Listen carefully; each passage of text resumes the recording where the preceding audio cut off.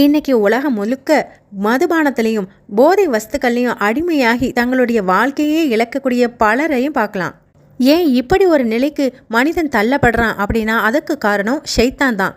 ஷைத்தான் தான் எப்படியாவது மனிதனை வழி கெடுக்கணும்னு சொல்லி சில ட்ரிக்குகளை ஃபாலோ பண்ணுறான். அது என்னன்னு தெரியுமா?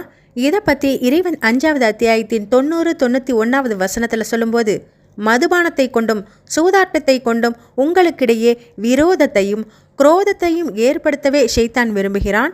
இன்னும் தொழுகையிலிருந்தும் உங்களை தடுத்து விடுகிறான்.